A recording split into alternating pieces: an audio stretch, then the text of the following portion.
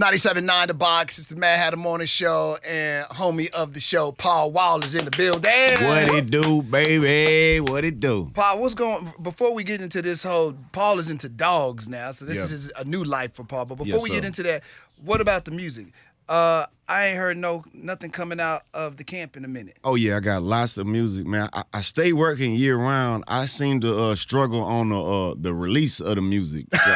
So I got like 200 songs on my computer, but you know, do you really? Yeah, but putting them on iTunes and dropping them on Spotify, that'd be where the issues come into play. What is generally the holdback for you? Are you not happy with 200 songs that you have? Nah, not at all. I'm just, doing the paperwork, the administrative mind frame. Oh, that's right. You everything. It's now. just a different type of mind frame, and I'm trying to, maintain my artistic integrity of, man, sometimes when I get to marketing and in my marketing mind frame, it takes me out of my artistic mind frame.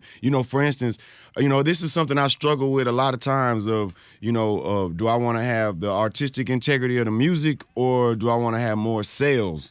And sometimes you can have both, but typically what sells the most isn't always my preference in the type of music that I want to make or listen to. So who determines that? Because you your boss now. Yeah, I mean, that's why I've been in. So who makes that decision? Because obviously this is where it's hard at. At the end of the day, it comes on me. Commercial, yeah, and you like, that was cool. I was having fun in the studio, but I ain't trying to release that. But everybody over here is telling you, well, Paul, we know that this one is going to be a win for you. That's why I've been struggling on putting stuff out, because I'm like, man, let me put my favorite out. This, that I like to jam the most. But that's a certain niche group of people. Slab riders who ride around, at 3 a.m. riding around the hood, or just, that's what I like to listen to, what I like to make. But like I say, that's not what sells the most. So I don't know. I have other people that will help me pick songs. Hey, you need to put this one on there. You need to put that one on there. But my mind frame is, I go in the studio, I record and work pretty much every single day.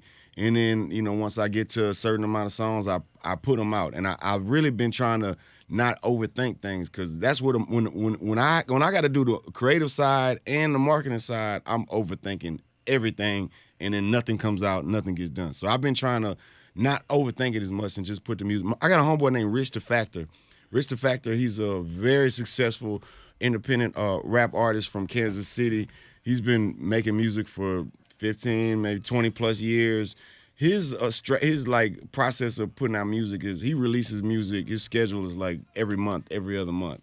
He doesn't do a whole lot of fanfare and marketing for each project. He just releases the projects once every couple months, and his fan base buys it, and he's got tons of projects out. That's kind of the direction of what I want to do. I want to make music for, just because I got a wide variety of styles that I can do.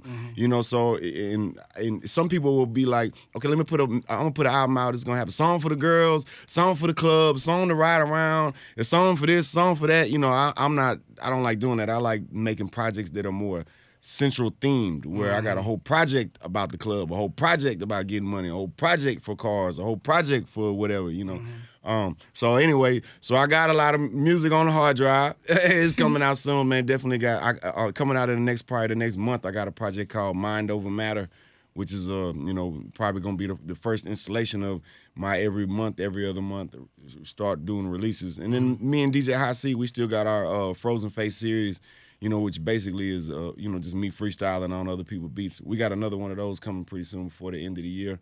But in terms of my music, man, I got a whole lot of music made, and it's just, putting it out. So it's coming. It's all coming soon. So be on the lookout. Mind Over Matter, Hall of Fame hustler, the Great Wall of Texas. I got a lot of music ready, baby. We ready. Now, for people that don't know, we got this incredible MC in the city of Houston called Toby Nwigwe. Yes, sir. You did a song with him. How hard was it for him to convince you to get on this track? Oh, not at all, man. When I first saw him, the song's called Juice. Yeah, my boy Goo introduced me to his music of, man, hey, check out Toby. He's from Houston. He's dope. And then he physically introduced me to him. He was like, hey, Toby, this Paul, this Toby. And then from there, of course, we linked up. It was a mutual admiration for each other. We liked each other's style. We both were dope. Of course, we got to be pretty cool. from there it was hey man, it was just more game, and I don't want to say mentorship, but like just I was gonna say that game. because he kind of looked up to you. So was that kind of ain't it interesting the way the tables start to turn? I mean, you becoming. I guess you are now to some people in Houston. You're OG. For sure. I love giving that advice on mentorship, but I try not to overstep my boundaries because the advice or things I have to say, sometimes people don't want to receive it, or they're not ready to receive what I have to say, or they're not at the level where they can grasp or comprehend what I'm telling them because they're looking at their career from their mind frame of where they're at now. A lot of times the vantage point or perspective of where they're at right now, they don't understand that it's a lot bigger than this. The horizon is a lot wider than just what you can see right here at this immediate moment. And a lot of times for artists who haven't seen the grasp of what's to come or the road down the road, they might not comprehend what I'm trying to tell them or the advice I'm trying to get. So a lot of times I might get somebody advice and they might be like, man, he don't know what he's talking about, or whatever. And it's a real thing where people come up and, people will ride your nuts, where they just want to ride your wave to, they want to capitalize off of your success. So there's a lot of people who will do that, artists, producers, DJs, managers, or period, everybody, period, where just, they know who you are, but they don't really want to be cool with you till you make it. And then when you make it, it's, oh, yeah, I've been knowing you since, this and that, but you didn't support me till now, But so it's when you are an artist too, sometimes you kind of get defensive of who's trying to help you and why are they trying to help you? What are the motives? So, with Toby, for sure, it was man, I got a whole lot I love to share with him because I want to see him be successful. A lot of times, too, what I'm telling him is from my experiences. So what worked for me might not work for him, but I like to share it with him so he can understand why we made the decisions we made so that he can, kind of get a, little perspective, and hopefully it'll help him. But for sure, when he was like, man, because, matter of fact, me and DJ Hot Seat, we dropped a Frozen Face mixtape with a freestyle on there, and I did like an old Swisher House style freestyle on it. It's that Power Whiskey. And then Toby used to jam in it. He used to always hit me every day. Knock, knock, who is it? It's that Power Whiskey. And just quote my lyrics. And then he'd be like, hey, man, when we do our song, I want to do something that sound like this. This is the style of song I want to do with you. You know what I'm saying? And excuse me. Me and Toby both were very artistic musically, where it's not just here's the beat, where's your verse, recorded, done. It's more like this is the concept of the song, this is the vision I see, this is what I want to do. There's a lot of thought put into it. It sounded like it too. It sounded like it too, and the visual too. There's a lot of thought put into the visual too. It's all jamming though, man. Juice is jamming. The visual was all him, his squad, his team. Shout out to them. They killed it. They killed the visual for sure. Now, the other thing, Paul, I'm always curious. You've been in the business for a couple of years now. I say you are OG to it. What is the Paul Wall regret as some of the business decisions that were made? Man, I've always been loyal to a fault. Wait a minute. He knows it. Yeah, Did you just say that, Matt? Yeah, I mean, that's what I've always said about Paul. That's what I always have felt about Paul. Literally, he just said your words. Paul is loyal to a fault. That's a quote from you. Yeah. Funny that he said it just the way you said it. I mean, because I watch people's lives and how they deal with things, and I always said that, I mean, that's a good thing. Yeah, it could be a good thing, or it could be a bad thing. So I think I've been blessed to have. The people I've chosen, or that God led me to be loyal to, like on this type of level of loyalty. I think I've been blessed that those people were people. But that you also take said it was just a advantage downfall too, though. For sure, is sometimes it's hard to move on when I don't know. I feel a great sense of gratitude, or I feel like I owe people that, there's definitely a lot of people that think I owe them when I don't owe them jack. But the people that really did, help me or contribute, they don't want nothing from me. But I, in turn, also feel like I can never repay them back. People like you, I can never repay you back. Or people that, a lot, not just DJs or people who signed me, or but there's a lot of people who gave me a lot of friends, close, dear friends that I could never buy them anything or give them anything or do anything for them that would ever repay, what they have done for me. So sometimes it's kind of there are some people who take advantage of that, but thankfully that I haven't had, most of the people I've been loyal to, are loyal to me as well, so they don't take advantage of that. But for sure, I think that would be one of my biggest downfall. My other biggest regret, I think, would be my sleep management. I already don't sleep too much, you know what I'm saying? But sometimes that could be a bad thing because I go too hard, and then when you go too hard, you got to oversleep to compensate for not sleeping. Now you can't get up. Yeah. You can't move. Lethargic for a minute. Yeah, man. I agree with that, though. You are loyal to a fault. But I will say this. I think that's your most beautiful characteristic, too.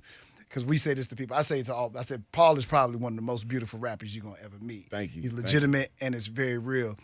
You hate that about him, but you love that about him, too. I know that person. Yeah. This is the guy that's going to sign the last autograph of 3,000 people. Yeah. And take it from me, I hated that. Yeah, you and Goo kind of have a from similar a record mentality. label owner perspective, I hated that. Right. And I always will. And you see and understand the benefit of taking the pictures, but you also are like, Paul, we got to be somewhere in 20 minutes. Yeah. So, but I know it was coming from a very sincere, and here's the thing, too. That person, the last person who autographed you did sign, they remember forever, they're a fan forever, and they continue to support you till this day. So it's a benefit to it for you. I was in the airport going to Vegas to do a show, and I was running. Usually, I was always taught, when you're early, that's on time. When you're on time, that's late. And when you're late, that's unacceptable. I was always taught that. So usually I'm early. Shut up, J-Mac. Let him speak. But I was running a little late at the airport, standing in line, and some guy comes. After I'm standing in the security line for about 5 minutes, some guy comes up and he just doesn't say nothing to nobody. He just is like, he's in a rush too, and he's like, excuse me, just passing by everybody. And I'm like, man, is this guy cutting like that? And he get to me, I'm like, wait, hold on, you're not gonna cut, you gotta wait. So of course he's like, oh, I'm in a rush. I'm like, yeah, I'm in a rush too. We all are late, whatever. Anyway, then he's like, oh snap, Paul Wall, and he recognized it. And I'm like, damn, one guy do recognize me, and I gotta stop him from catching his plane. But I he did make it. But I feel bad, like, damn, I know you fan, but at the same time, you can't just cut in front of everybody like that. Like, I ain't walking no cutting like that. But and then of course, then he posted the picture. He shouted me. He shouted Paul. He ain't had nothing bad to say, but in my mind, all I'm thinking is, damn, man, why I stop him? He gonna eat all the guys up. to stop. Yeah, I'm like, man, the one to recognize me, man. I felt bad. Like, damn, I should have just let him go. But of course, he didn't have nothing bad to say. But that's all. Even now, I'm still thinking like, man, he probably mad at me. Whatever. I should have let him go. That's Paul beating himself up. This is probably something that happened a year ago. He's still beating himself up to this day. Man, another thing, me and my wife were going to Hawaii for her birthday, and we were running late too. I'm not gonna put that on her. We were running late. I'll take it. It's our anniversary, so I'll take the blame for that. But no, we running, and the people working at the airport, they started recognizing me, taking pictures, this and that. Then we miss our flight because we taking pictures with the staff, the airport United staff.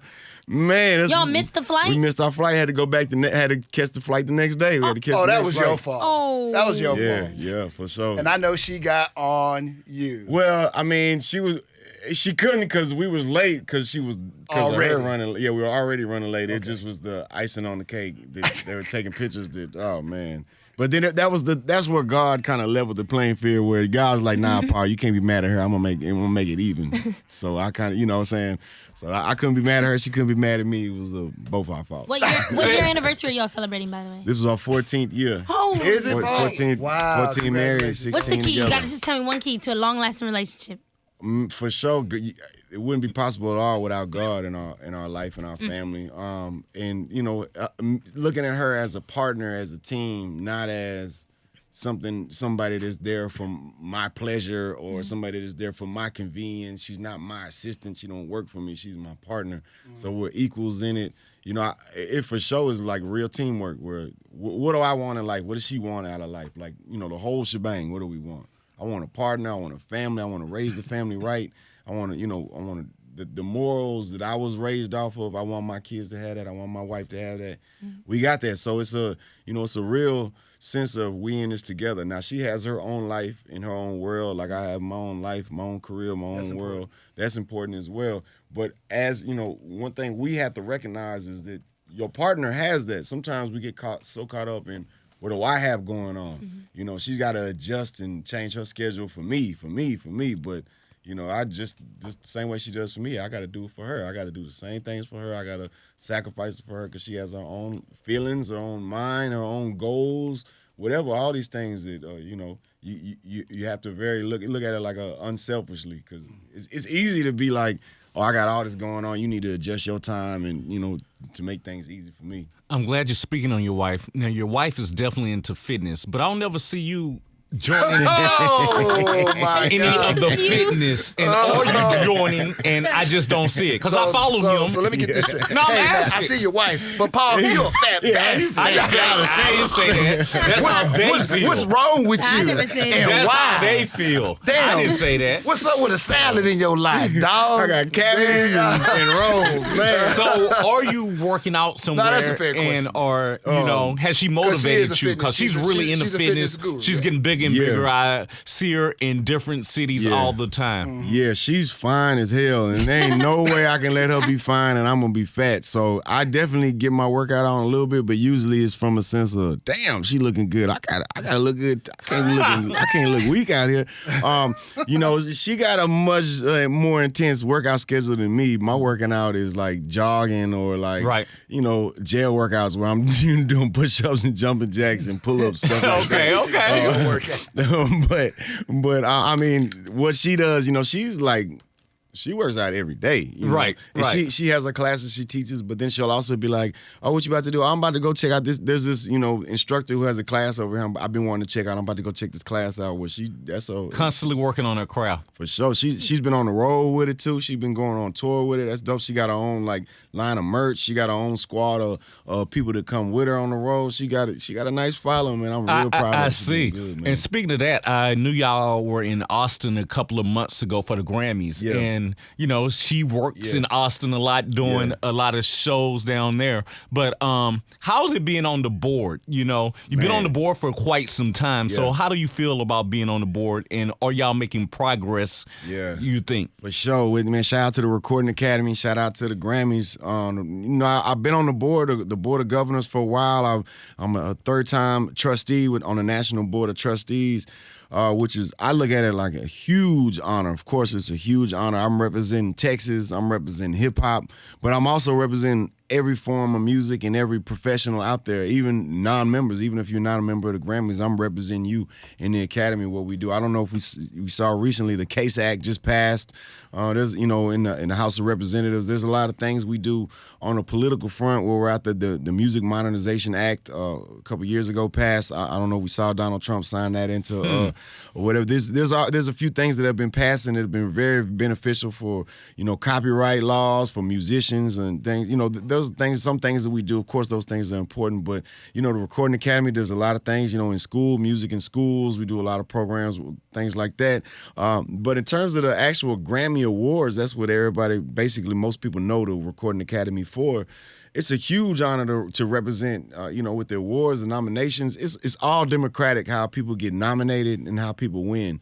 You know, if you're a voting member of the Grammys, which I am, which, you know, there are people, you know, there's lots of people in the city who are voting members. You get to submit things to get nominated. You get to vote on what gets nominated, and you get to vote on what actually wins as well. So it's all democratic, and you know, it's a great thing to be a part of. But sometimes it's like so. How do you think sometimes. Y'all have been doing with the picks y'all been picking lately? How do you, as a whole? I disagree with almost everyone every year, but I'm only one vote, and there's like 20,000 voting members. Right. So you know, it all comes down to membership. Who is our membership that's voting? We need more people in, you know, the categories that I personally struggle with my personal opinion is, you know, a lot of times in the rap categories, I feel like it should have been something else that was nominated or should have won.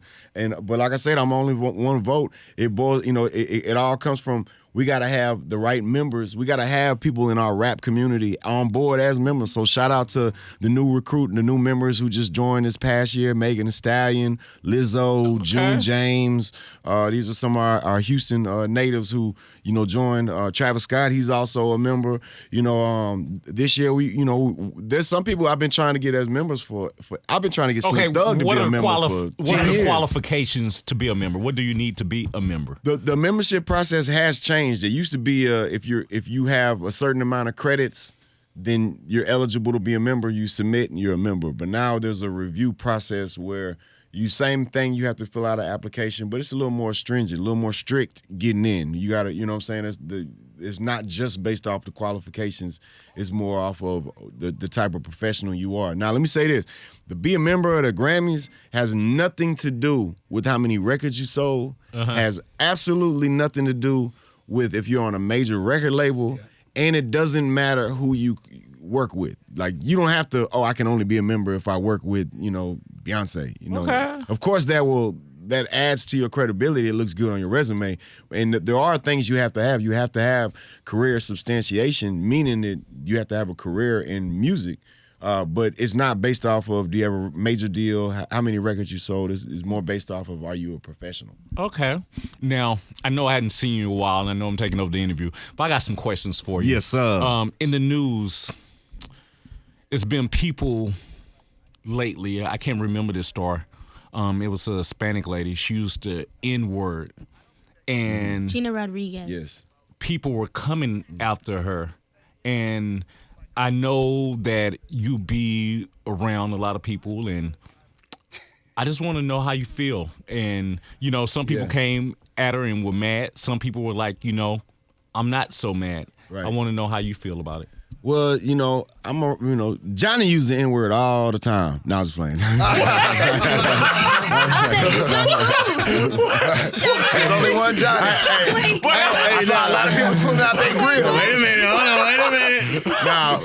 Now for the my face. I did see your face. Now, for the record, I ain't never heard Johnny use that. And we done been on the road before with DJs. And sometimes there will be DJs that'll try to get him to do a drop. Hey, Johnny, do a drop. Never used the N-word. Johnny will not use the N-word. He is not going to do it. I ain't never heard him use the N-word. Now I'm just playing. Okay, that was funny because you threw me off. I had another whole set of questions. Now I lightened it up. No, man, I was always taught, my mama always taught me that the N-word is off limits. As was all cuss words was off limits for me. I understand, but you grew around a lot of urban people and people stuff all like the time would be like, hey, you can use it, you can say it. Of course. Wait a minute. So why? There was brothers that gave you permission to use the word. People Paul? tell me that every day of my life. They'll say that. Hey, you can say it. I don't know if they trying to get me to say it because they think it's gonna be funny if I say it, or if they really feel like that. We gave Jimbo a pass. A lot of people that I'm around. A test pass. A lot of people I'm around, they could care less if I say it or not at all, because some of it comes to intent. I don't say that, or would I, because out of respect, one, for my mama who raised me not to say that word, but also out of respect for my kids, out of respect for my wife, out of respect for myself. I wasn't taught I can't say the word because I'm white. I was taught you can't say that word because it's a hateful, evil word. Now, even if it's not used today in those sentiments all the time, it's still the base of where the word came from. It still has those meanings, and I'm not going to continue it. So me personally, I'm not going to use the word. You're not going to hear me saying it. I don't support nobody saying the word, but definitely, definitely people of other races. I don't know. I'm not here judging anyone saying, I'm not leading the charge. Because you're around people who use the N-word all the time, Paul. Right. It's just the truth of the matter. Right, and if I'm going to get on somebody, it's not going to be a random celebrity. It's all people in my immediate circle that I could get on if I wanted to. Right. But, I just let, hey, man, people say it how they was raised or how they feel comfortable. I choose not to, and I get uncomfortable around people who use it. Some people there's people who are black who use it every sentence, and that makes me uncomfortable sometimes when I'm around anybody who uses it, just because that's just how I was raised. This is what I was. I'm glad you brought up your son. Your son is a black male. Skin is brown. How do you feel? Hold on. Just give me the hand. It's not your interview anymore. Well, okay, gotcha. How do you feel? And what do you tell him about them pulling over black males with the police officers out there? Because they will see him as black. Definitely. He don't care how white his daddy is. They see him as black. Man, we were riding last week or a couple weeks ago. It was yesterday in my mind. But we were riding, and we're in my slab in a Cadillac. Me and my son, just me and my son. He's in the front seat. And we're in traffic. A police officer gets behind us. Because it's traffic. He just got behind us, and then he got over, and then he got off. He had nothing to do with me. But in my mind, I'm thinking, it's a cop behind us. We don't get pulled over. As I think anytime I ever see a police, whether I'm doing something wrong or not, it's just how I feel, because I don't want to get pulled over. I don't want to have to go through dealing with getting a ticket. I don't want to have to. Sometimes I get pulled over just because they want to ask me what color paint it is.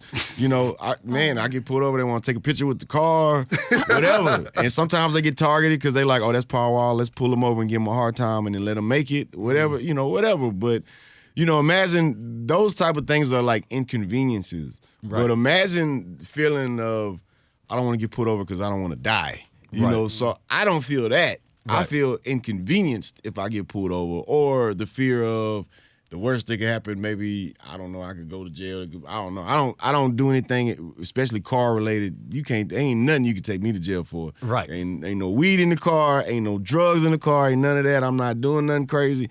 But you never know, you know. Again, how do you tell your son? Okay, I'm getting off track. Off track. Go back we'll get Cooper to edit it. Yeah.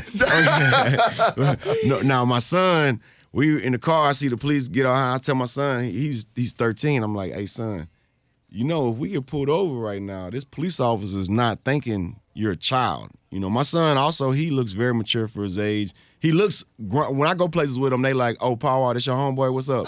You know, they treat him like, they dap him up like he's my boy or something. He's just as tall as me. He works out, so he's like swole, cut up, and he got a big head of hair, so he looks very tall. And he's fresh how he dressed, so he looked grown. So I'm telling my son, man, we could pull over. They thinking you a grown up. And I'm like, man, I'm just telling you, and he dropped his phone right then. So I'm like, see, things like that. If the police is right there at your window and you drop your phone and you go to pick it up, they not thinking this is a child who's looking at his phone. Right. They're thinking this is a grown man. Is that a gun he has? And my son is like, what do you mean? Why would they think I have a gun? He doesn't, you know, he doesn't understand. And I'm like, yeah, it might not make sense because it don't make sense to me, but it's how it is. It's a real fear and worry that, man, if we get pulled over, or if you ever get pulled over from basically this point on, because he looks like a grown-up, right? That, you know, it's something he's gonna have to deal with. You know, how do you? So what? He's like, well, what do I do? I'm like, well, you have to talk with complete and utter respect when you talk to the police. Now, I'm not saying these are things that he should do, or that you know, this is how society should be. I'm not saying that. I'm saying this is what he has to do to avoid every interaction or chance that he could be harmed or get killed. I'm not saying it should be like that, but this is what it is. Man, you got to completely talk with complete utter respect. Sometimes when you get pulled over, there are people that will bully you. The officers will straight up bully you, handle you, tear you up, you know, just talk to you a certain way. They'll antagonize you, try to piss you off just so you can get mad, and when you get mad, they'll beat you up. And, you know, this has happened to me before. Things, you know, where, you know, and shout out to the police officers who aren't like that. You know what I'm saying? All of them aren't, but there for sure are some that are like that. And I'm just trying to prepare my son for, hey, you know, you say yes, sir, no, sir. You don't get any attitude at all. You stay completely still. Anything you do, you say, I'm about to do this. I'm about to reach in my pocket. I'm about to reach under the seat. You look them in your eye. You just take deep breaths, and when it's over, and you go on your way. But that's for sure conversations that I've had with him that I'm going to have to have multiple conversations with him. And hopefully our world will change where he doesn't have to have those conversations with his kids. But this is for sure thought and feeling. And, you know, this is something we've had to talk to him and my daughter about, you know, where they say, no, I'm not black, I'm not white, I'm mixed. But that might be true, but the world sees them a certain way. Oh, I never thought about that. Is that a hard conversation for you? Because it's almost like your son and your daughter have to deny you. Right. It's a very hard conversation because it's how do you see yourself? And then it becomes changed and altered when you think of how do other people see me? How does the world see me? And it's kind of like where, okay, you know, us being Pisces, or I mean, a lot of people can relate to this. I don't care what other people think. I don't care what other people think. Well, we don't. But we do care when it affects how the world sees us and how we act in certain things. So I don't want to be seen as this or that. So I do care what people. I don't care what other people think. But if everybody thought I was racist, I definitely would care about that. You know what I'm saying? So there are some things that I do care what people think. You know what I'm saying? But for the most part, you know, people think his hair look crazy, or he didn't cut his hair, or he got some ashes from smoking on his shirt. I don't care. I could care less. Or his rims are dirty today. I'm not worried about those type of things. But how people see me in terms of my character, or those type of qualities, I do care how I'm perceived. I do care about that. So it's the same with a child. When I'm trying to, I don't want him to adjust who he is. I want him to be all of who he is. Mm-hmm. Whoever God made him to be, I want you to be all of that. And some of that he's still learning. Right. He's coming into. So do they get teased, your kids? Like, hey. Man, they get teased like, oh, y'all are rich. What kind of car do y'all drive? Oh, how big is your house? Oh, y'all are so rich. They get teased like that. Like, what you tell them? Y'all are. Stupid. It's okay. Yeah, it's okay, baby. Like, you are rich. My son was like, hey, Dad, we got 2 Xboxes. Can I get one to my friend so we can play the game together? Because he don't have one. Oh, I'm that's like, nice. That's nice. Hell no, we ain't giving no one an Xbox. What you mean? but yeah, it's definitely a different type. Because I was bullied and teased for other things. Mm-hmm. You know what I'm saying? No, the truth of the matter, because you live in the hood, so you got bullying teased for being white. Yeah. Well, man, I got bullied by white people. Those are the people that bullied me. Wow. I don't know. I kind of sometimes think like, man, it's just, why am I how I am, or who I am? Why do I think how I think of things I've been through? That could be it was all white people that bullied me. They tied me to trees. What? They tied made me. You to trees? Man, I got a hell of a bully story, man. Oh my God. I was bullied for real. I'm not talking about cyberbullying. I ain't talking, which is all serious stuff too. I was like physically bullied, really real bullied for real. I didn't notice, Paul. You never told this me. This is a long conversation. What happened? I mean, I had a lot going on my whole childhood. There was a lot going on. I was abused by my biological father. He was a drug addict as well. So you never talked about your father. Where's your father? Is he alive? Man, he is, man. This is something I struggle with. I do a lot with Parents Against Predators for anti-bullying, and a lot of why I feel so charged up to do that was because I was bullied. Now, at the same time, me being bullied helped give me compassion and helped me feel a certain way to other people who were bullied, and that's kind of what motivated. It made me who I am, the people's champ, I think. So, sometimes those are, the things, the qualities that make you who you are as a person. Same with Parents Against Predators. Shout out to Ms. Papp. This is an organization I'm, very deeply, involved in, but it's because my biological father, he was a child molester. He was, when I was a young child, 5-6 years old, he had, my parents were divorced. We'd go see him every other weekend. He had a 12-year-old girlfriend with a wig and makeup on. I thought she was a grown-ass woman. I'm 5 years old. I don't know she's 12 with a wig and makeup on. I'm thinking that's a girlfriend. He kidnapped this girl, took her to Canada. They lived in Canada for like 2 or 3 years. They got caught, sent them both back here. This is at the time he stopped playing child support, so he lost complete custody of me, and then my stepdad adopted me so that he couldn't have any custody of me. But when they got caught, when they came back here, she went to go live with the young lady. She went to go live with her biological father. She ended up killing herself as soon as she came back. What? Now, my biological father, he's not a registered sex offender. He's a serial sex offender. He's not a registered sex offender. All these things happened before you were forced to sign on to the sex offender registry. And I saw somewhere, I don't know who saw this, my sister, my mama saw it somewhere online because they just happened to be looking and, you go down a rabbit hole online. This fool's some type of youth pastor. I'm like, man, it's something I think about every single day of, damn, When's man. the last time you saw this man? When I was 5 years old. You haven't seen your father since you've been 5? Nuh-uh. Does he live in Houston, do you know? Yeah, he lives in Houston somewhere. Do you want to see him? I don't know. And what was the conversation I'm going to beat him up. That fool molesting kids. I'm going to beat him up on behalf of all the children out there. Do y'all look alike? I hope not. Man, I don't know. I look kind of more like my mom, I think. And my mom's side, like I look a lot like my grandfather.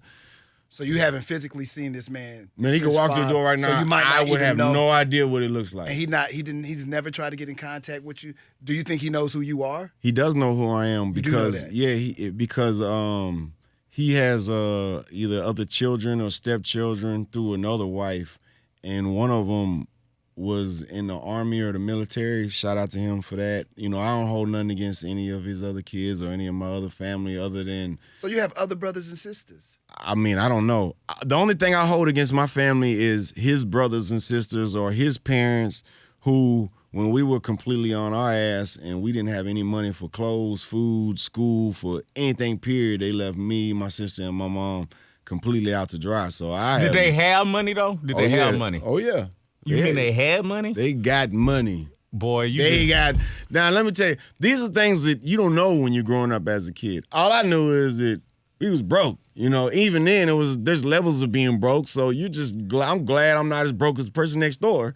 You know what I'm saying? And so, of course, the person on to the right got more. The person to the left got less. So you wish you had more, but you're glad you don't have less. So that's how it was money. For me. Oh my God. Now, I didn't know this till recently. My mama told me this more recently because I was asking questions because I was kind of like struggling with how much of this should I let go, how much should I hold on to. And I'm like, Mama, I'm trying to get my mama really to kind of wire me up. You know what I'm saying? I'm like, Mama, tell me what. And she's like, oh yeah, they left us hanging. We ain't had no money for nothing, no money for this, for that. And I'm like, well, asking the same question, well, maybe they didn't have money too. And man, my biological grandfather or whoever, he owned some type of oil company where he was almost a billionaire, some type of. What? So I'm like, where my inheritance at? I don't know if I got some type of inheritance or something, but I ain't have none of that money growing up. Now, I also found out that through my biological father, some type of way, his parents, his mom, it was through his mom, through my grandmother, she was a member of Daughters of the American Revolution, where when we fought against England for our independence, July 4th, Independence Day, all that type of stuff, we can trace my lineage all the way back. It's proven like the person, I don't know who it is because I don't even know my own family, but it's proven that they were a part of the American Revolution and they fought. So I can't be it because I'm a man, but it's a women's group who are all daughters of people who fought for the American Revolution. So my daughter can go join that group, be a part of that. Also, I got family members that came over on the Mayflower. Wow. So man, shout out to whoever they were for coming over. But this something I asked my mama too. Like, mama, because all I know is my mom's side of the family. And even then, it's only to a certain extent. My mother was molested by both of her grandparents, and her grandparents lived in North Carolina. So we have absolutely no communication with them. Both of my grandparents, my mom's parents, they both passed away. She didn't have any sisters or brothers, so she was the only child. So I don't know like a lot of my family history. So I asked my mama, hey, Mama, did we own slaves? Did any of our family own slaves, whatever? And she's like, I don't know. As far as she know, we was always too poor to own slaves. But, she was like, well, maybe on, my biological father's side, maybe on his side, because they did have money. But, I'm ready to renounce somebody. I'm like, man, let me know. Let me find out we own slaves, man. I'm renouncing them, man. I ain't got nothing to do with that. Speaking of that, with your kids, when they were growing up, were you cautious about who you let around your kids? Because you knew this. Because of this, man, I'm cautious. Every single person, period. Doesn't matter if I'm related to them, doesn't matter how long I've known them, doesn't matter who it is, doesn't matter what their job is. Every single person, period, in the history of this earth, I'm cautious with my kids around. My mother was molested by both of her grandparents, her blood grandparents. She was also raped. I ain't trying to put my mama business out there like that, but she was also raped by a neighbor. She was kidnapped one time. Her and her friends were hitchhiking, and they got picked up, and then they got took to the woods by some devil worshippers. Since my mom was already molested and raped, she wasn't a virgin, but the girl she was with was a virgin. My mama woke up on the side of the road. She ain't seen the other girl since. These are like real true. I'm not making these. These are like Googleable, things you can look up. Everything I'm saying. But so yeah, these are things that. And me, myself, being and this is part of why my biological father met my mom, because he was a predator.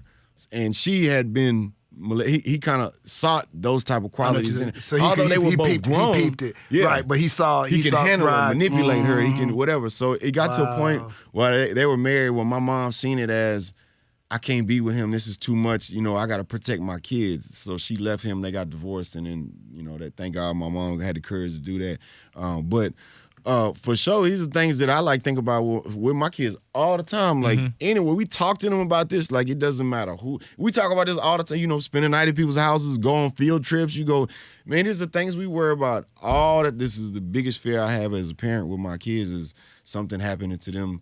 You know, them being taken advantage of, and also knowing being in my biological father. My mom broke down to me like how he does it. So it's like he was some people, we think of a child predator as a pervert who has a van, a box van, and they're peeping your kids out, and they just, when you're not looking, they kidnap you and they grab you and run.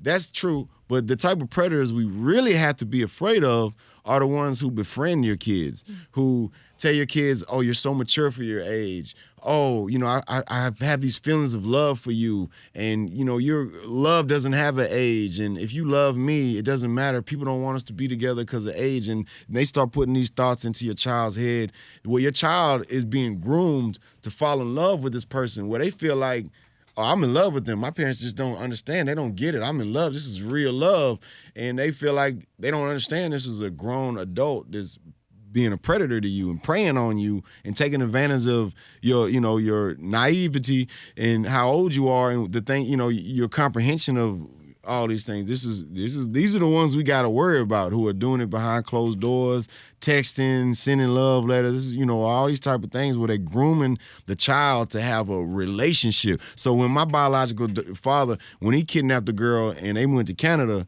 he didn't grab her outside of Kroger and put her in a van and run. They lived in the same apartment complex, and she was his neighbor, and she would come over there to watch TV because he had cable or whatever, things like that, where her parents didn't think they were doing nothing wrong. Little did they know she's coming over there to be a girlfriend. She was in a real relationship with a grown man, and not realizing she's being preyed upon. So these are things we for sure got to worry about. They say keep your friends close, keep your enemies closer, and those, a lot of times we put a block, a shade over our eyes around people we trust. But there's some things you always got to be just on standby, on edge about. This is why also, like with me, now that I have kids, I look at it, how I treat other kids and how other parents or whatever. Well, I might have got offended if someone, whatever, was like, they don't want their kid around me. Hey, I get it, because I feel the same way. Not that I don't want my kids around certain people, but it's, you're thinking this in the back of your mind of, my kid is with this person. Hey, watch out. And it has nothing to do with the person, the individual. It's just you have to have this blanket type of mentality. You don't know. You don't know. Man, it's amazing. I've been around Paul since he's been a child, and I don't know none of this. Hey, some of the stuff I just learned.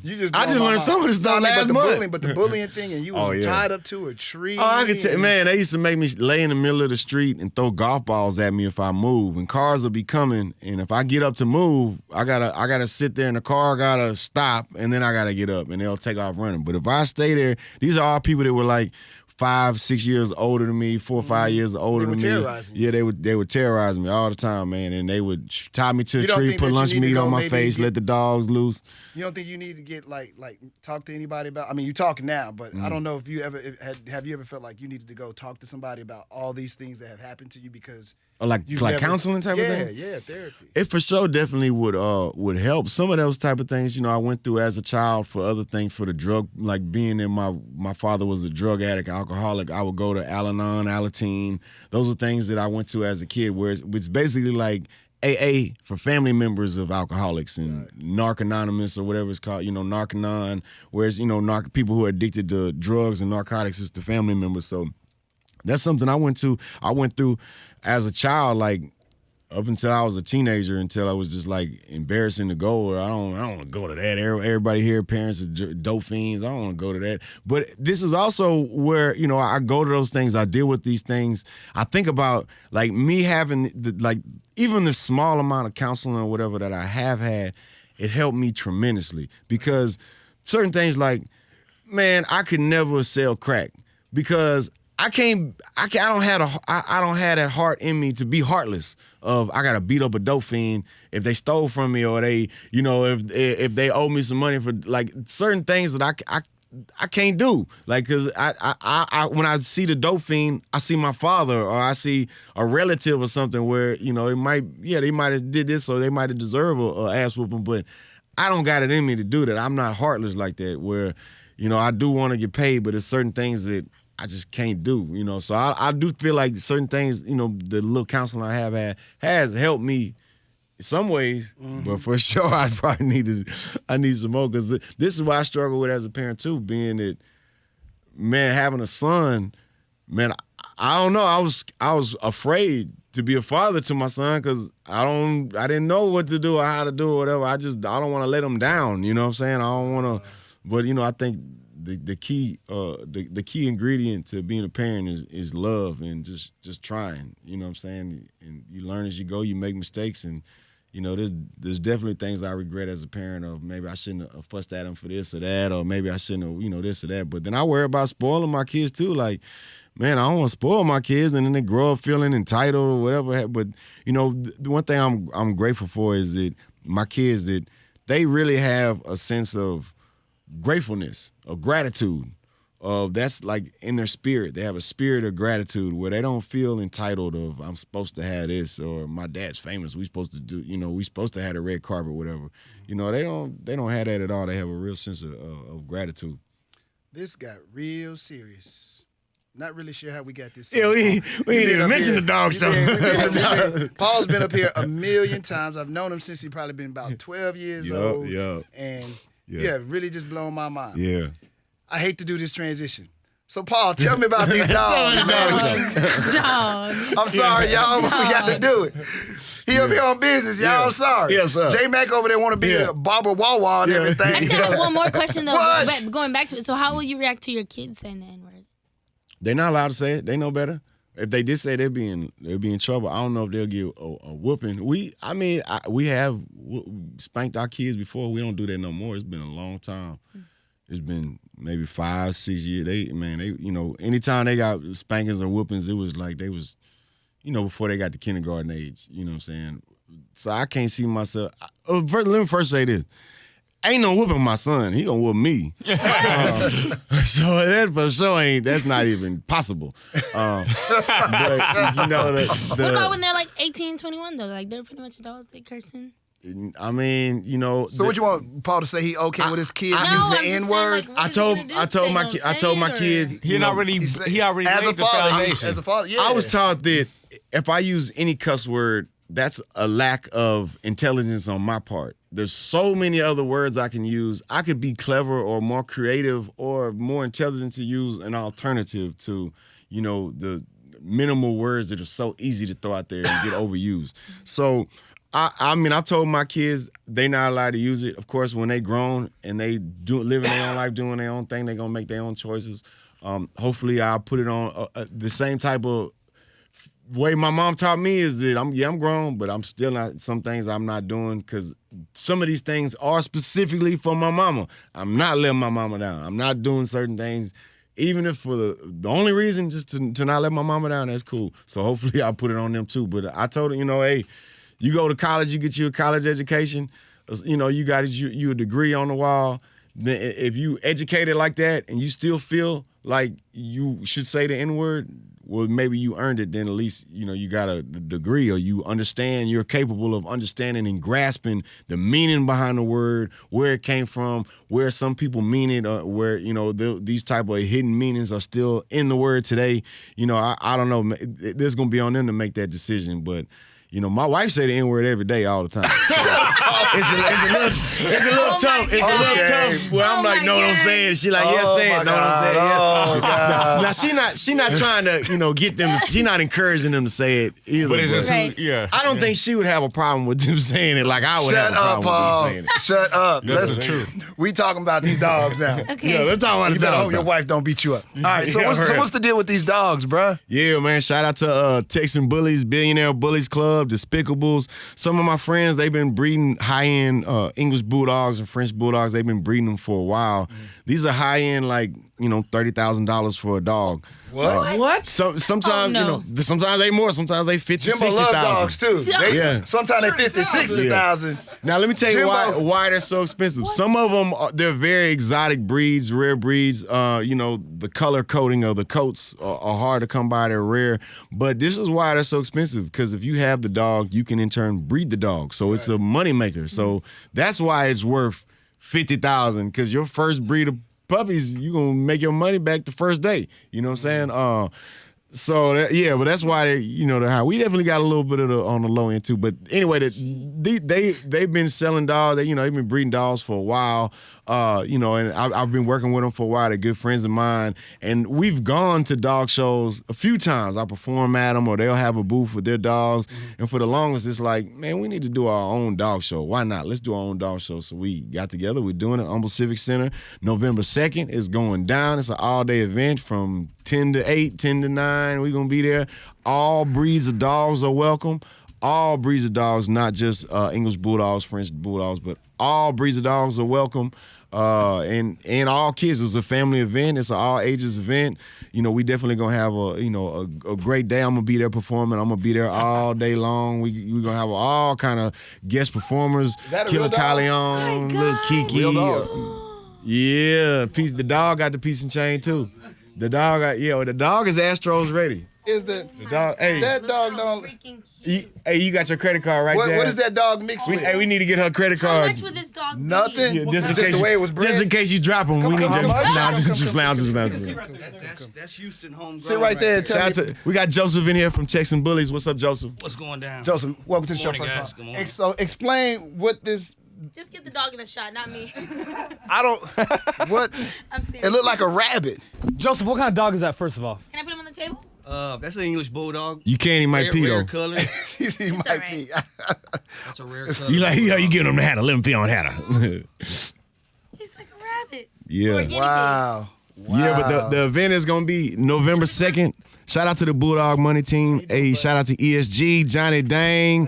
Yeah, your boy Powerwall. Of course, I'm gonna be in the house. Killer Calion, Lil Kiki. Not me. Shout out to everybody that's gonna be in the house. Dogs smell good too. How big is that? Where can they get tickets to the show, That dog is Paul? going to be what? How many pounds? 60 pounds. 60 pounds. So right It's now, gonna be 60 pounds. right now you're getting the very small, petite version of. Okay, that how much dog. does this? How much would this puppy cost? Well, his brother sold to the UK for about $35,000.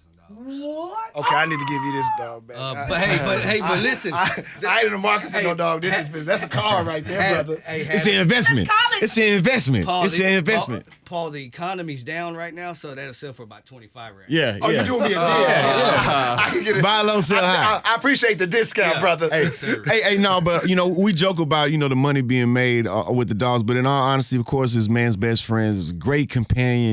It definitely helps lift your spirits. Of course, man, when you bring a pet into your life like this, it definitely can add a lot of joy. It's a responsibility as well. It's not a toy. Don't leave that part out. Yeah, for sure. These are not toys. Let me say to all my rapper friends out there, sometimes What color are the dog eyes? Blue? Go ahead, keep talking, Paul. Yeah. Hey, Paul, real quick, on your event, is there going to be a mutt category so I can bring my dogs out? Mutts are welcome. I don't know if there'll be a mutt category, but mutts are definitely welcome. All breeds Or of dogs. somewhat close to a breed? Yeah. Poncho. Hey, Yeah. Poncho. Yeah, and you can get your tickets at Eventbrite. Of course, the link is in my bio on Instagram. You can get your tickets at Eventbrite. You can get your tickets the day up too. But we sold a lot of tickets. We're looking at we're gonna be pretty close to capacity. I'm not saying it's gonna sell out, but if you wait till the door to get your tickets, get your tickets now. Don't wait. Hatter, I think you should buy that dog and put him on like your albums from here on out. I should. Hatter, Yeah. Hatter, Hatta Morning Show. And then they'll be Hatter right off. There'll be a Poncho. text right off. Hatter and Poncho together. You can bring him to work every day, Hatta. I don't care. You say that now, till you gotta be the one taking them out to pee. Oh, no. Hatter be like, I need a 10-minute break. Poncho gotta go. This might be a Potty good break. way. Like DJ Khaled, but break. Poncho. I know you it's a dog show, but do you all sell dogs at the show? I know there might not be. The dogs are etiquette actually about that. sold out. I think most of So them. you can't go to the show and buy you a puppy. Well, I mean, you can do that. That is an option. There are people that Are will they be really? selling them You gonna there, and we might have You're some. gonna have some puppy slangers. Yeah, they're for sure. They're for sure gonna be so. But if you mean like this dog, like Puppy a lot slingers. of his dogs are like already accounted for. You know what I'm saying? Like a lot of his. What's wrong, There's like Ponch? there's a waiting list for a lot of the Texan Bullies dogs. What's wrong, Ponch? You wanna Too go much somewhere? going Wait on. for Poncho to take a poop on Hatter. Hatta, Hey, I'm praying that don't happen. But you definitely can buy dogs though. If you're looking to buy a French bulldog, an English bulldog, or any of these breeds of dogs, they definitely will be available. There's gonna be a lot of great breeders there. Shout out to the Bulldog Money Team, Texan Bullies, Despicables, Billionaire Bullies Club. But there's gonna be a lot of breeds of dogs, a lot of breeders out there. So shout out to all of them, man. You know, and you definitely can get a dog at the show. Paul, how didn't hear a word you said. He's been messing with Poncho. No, I'm glad. I hope y'all doing the interview. Wrap up whenever y'all have to. I'm gone. I might be buying me a puppy. Yeah. Hey, buddy. I don't even like dogs, but I like this puppy right here. Yeah. Oh my god. He got like gray eyes or blue eyes or He has a something. chain. Yeah. If I was in the market to buy a dog though, You gotta change. it got to be a dog like this. Yeah. Hey, Yeah. buddy. Hey, what's good? Yeah, Look how he looking at me. I can't see you Look, with like a Pomeranian or He something. want to go home with me. Yeah. Let's bro. He's got Yeah. 25,000. Does Poncho have an Instagram He page? definitely chilled out a little bit. No. Look Share at his him. own Instagram. Look at him. Hey, dog. What's up, buddy? You're so You wanna go home? Did y'all wrap this up? That's gonna be the official Paul, box dog. Paul, tell him, give him all the information again. Wrap up. How? November 2nd is going down to Humble Civic Center. Bulldog Money Team is the official Swangin' in the Rain. The inaugural, that means it's the first annual. Yeah, we kept saying first annual. We realized that the correct verbiage is inaugural. Yeah, it's the first inaugural annual. Well, yeah, so the first annual meaning, aka inaugural, Swangin' in the Rain dog show, man. Be there, baby. November 2nd. Get your tickets now. Eventbrite. You don't want to miss it. All the booths are pretty much sold out. We might squeeze a couple more. If any vendors want to get a booth, maybe hit us up. But for sure, November 2nd, all ages welcome, all breeds welcome. It's a family event. You don't want to miss it. Come out, have a great time. Already, baby.